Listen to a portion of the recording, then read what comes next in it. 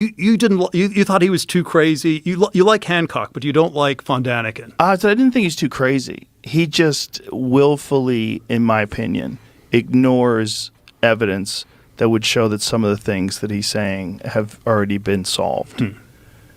And I think his hypothesis is all related to this concept that we have been visited and that's how all these things were built and that this technology was brought here from another world. And I think he's very ideologically locked into these ideas. And I think a much more compelling idea is that there were very advanced cultures for some reason 10,000 years ago, whatever it was, whatever the year was where they built some of the insane structures. It's 4,500 years ago, they roughly think the pyramids were built. Like whatever the fuck was going on there, I think those were human beings. I think those were human beings in that place, in that time. And I think they had some sort of very sophisticated technology that was lost. And things can get lost. Things can get lost in cataclysms. Things can get lost in... They can get lost in disease and famine, and there's all sorts of war, all sorts of reasons. The burning of the Library of Alexandria, there's all sorts of ways that technology gets lost forever. And you can have today someone living in Los Angeles in the most sophisticated high-tech society the world has ever known, while you still have people that live in the Amazon that live in the same way that they have lived for thousands of years. So those things can happen in the same planet at the same time. And I think while the rest of the world was essentially operating at a much lower vibration, there were people in Egypt that were doing some extraordinary things. I don't know how they got the information. Maybe they did get it from visitors. Maybe they did. But there's no real compelling evidence that they did. I think there's much more compelling evidence that a cataclysm happened. When you look at the Younger Dryas impact theory, it's all entirely based on science. It's entirely based on core samples and iridium content and also massive changes in the environment over a very short period of time, particularly the melting of the ice caps in North America and just impact craters all around the world that we know something happened roughly 11,000 years ago and probably again 10,000 years ago. I think it's a regular occurrence on this planet that things go sideways and there's massive natural disasters, and I think that it's very likely that there's the Bronze Age civilization collapse somewhere in the mid-12th century BC, and probably the in some ways the one in which we have the best history is the fall of the Roman Empire, which was obviously the culmination of the classical world, and it's somehow extremely unraveled. So I think my view on it is probably somewhere between yours and the Von Daniken? No, not Von Daniken. I'm more on the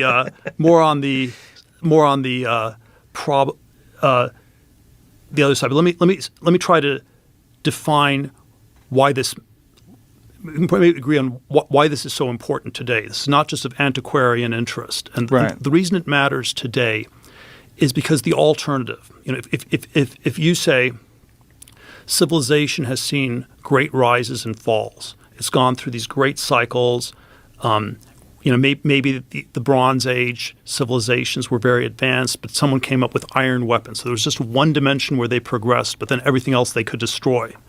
And so, the fall of the Roman Empire was again this pretty cataclysmic thing where there were diseases and then there were political things that unraveled, but somehow, it was a massive regression for 400, 500, 600 years into the Dark Ages, and the sort of naive, the progressive views, things always just got monotonically better, and there's sort of this revisionist, purely progressive history where even the Roman Empire didn't decline, and even this one sort of stupid way to quantify this stuff is with pure demographics. And so it's the question, how many people lived in the past? And the rises and falls of civilization story is there were more people who lived in the Roman Empire because it was more advanced, it could support a larger population, and then the population declined. The city of Rome maybe had 1 million people at its peak, and then by 650 A.D. it's down to 10,000 people or less. You have this complete Wow. collapse in population, and then the sort of alternate, purely progressive view is the population has always just been monotonically increasing because it's a measure of how, in some sense, things in aggregate have always been getting better. So I am definitely on your side that population had great rises and falls, civilizations had great rises and falls, and so that part of it, I agree with you, or even some variant of what Hancock or von Daniken say. The place where I would say I think things are different is I don't think and therefore it seems possible something could happen to our civilization. That's always the upshot of it. If it had been monotonically always progressing, then there's nothing we should worry about. Nothing can possibly go wrong. And then certainly the thing the sort of alternate Hancock, von Daniken, Joe Rogan history of the world tells us is that we shouldn't take our civilization for granted. There are things that can go really haywire. I agree with that. The one place where I differ is I do think our civilization today is on some dimensions way more advanced than any of these past civilizations were. I don't think any of them had nuclear weapons. I don't think any of them had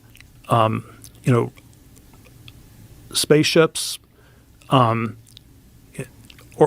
anything like that. And so the failure mode is likely to be somewhat different from these past ones. Yeah, that makes sense. I think technology progressed in a different direction. That's what I think. I think structural technology, building technology, had somehow or another achieved levels of competence that's not available today. When you look at the construction of the Great Pyramid of Giza, there's 2,300,000 stones in it. The whole thing points to due north, south, east, and west.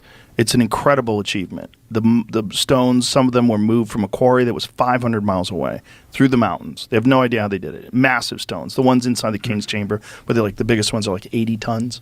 It's crazy. The whole thing's crazy. Like, how did they do that? Like, whatever they did without machines, supposedly. They did without the use of the combustion engine. They didn't have electricity. And yet they were able to do something that stands the test of time, not just so you could look at it. Like you can go to the Acropolis